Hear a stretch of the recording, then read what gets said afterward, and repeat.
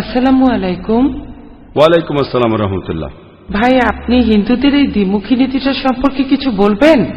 একদিকে তারা মানুষের তৈরি করা মূর্তিকে পূজা করছে, আর আজকের টাইমস অফ ইন্ডিয়াতে দেখলাম যে হিন্দুরা অম্বরনাথে একটা মানুষের তৈরি মূর্তির ব্যাপারে আপত্তি জানিয়েছে।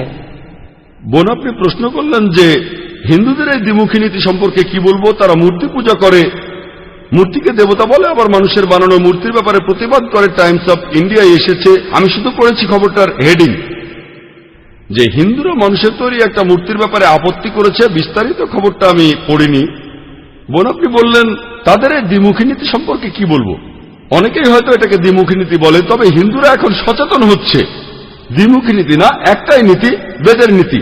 বেদ সবসময় মূর্তি পূজার বিরুদ্ধে, ভগবদ গীতা মূর্তি পূজার বিরুদ্ধে, উপনিষদ মূর্তি পূজার বিরুদ্ধে কথা পরিষ্কারভাবে বলা হয়েছে।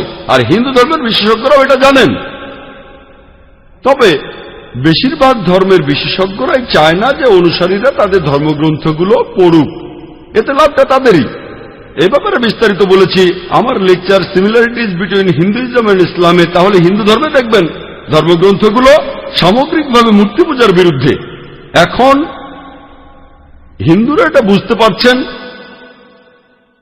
তারা যুক্তি ব্যবহার করছেন যে এটা কি হচ্ছে, আমরা যার পূজা করছি সেটা মানুষের বানানো, তার পূজা করব কেন। এভাবে হিন্দুরা আগের চাইতে সচেতন হচ্ছে, আমরা উৎসাহ দেব। এখানে মানুষের বানানো মূর্তির ব্যাপারে আপত্তি করছেন, আর মানুষেরই বানানো মূর্তির পূজা করছেন। সেটা কেন করছেন? তারা তাদের ধর্মগ্রন্থের কাছাকাছি আসছে, এজন্য তাদের অভিনন্দন, তাদের সমর্থন জানাই যে তারা ধর্মগ্রন্থের সত্যের কাছাকাছি এসেছে, যেটা খুবই গুরুত্বপূর্ণ। আর আমার লেকচারের ক্যাসেট দেখেন, সিমিলারিটিজ বিটুইন হিন্দুইজম এন্ড ইসলাম, সেখানে সাদৃশ্য নিয়ে কথা বলেছি। আমি এখানে আপনাদের বলি, মুসলিম আর হিন্দুদের ধর্মগ্রন্থে যেটা এক, আসুন আমরা অন্ততপক্ষে সেটা মানি। আলাদাটা নিয়ে আলোচনা করব আরেকদিন। এমন না যে পার্থক্য নেই, আসুন অন্ততপক্ষে কমন জিনিসগুলো মেনে চলি। আর আপনারা দেখবেন যে দুটো ধর্মগ্রন্থই, মুসলিম আর হিন্দু ধর্মগ্রন্থ দুটোই বলছে এক ঈশ্বরের কথা। মূর্তি পূজা করবেন না। ঈশ্বরের কোনো সন্তান নেই, তিনি কখনো জন্মাননি।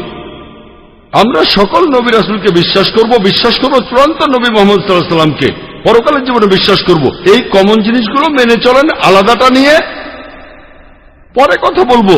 আসুন অন্ততপক্ষে এই কথাগুলো মানি, যেখানে এক ঈশ্বরের কথা আছে, অন্তত এই কথাটা মানি। আশা করি উত্তরটা পেয়েছেন। ভিডিওটি ভালো লাগলে লাইক দিয়ে শেয়ার করুন, কমেন্ট করে আপনার মতামত দিন। এরকম আরো ভিডিও পেতে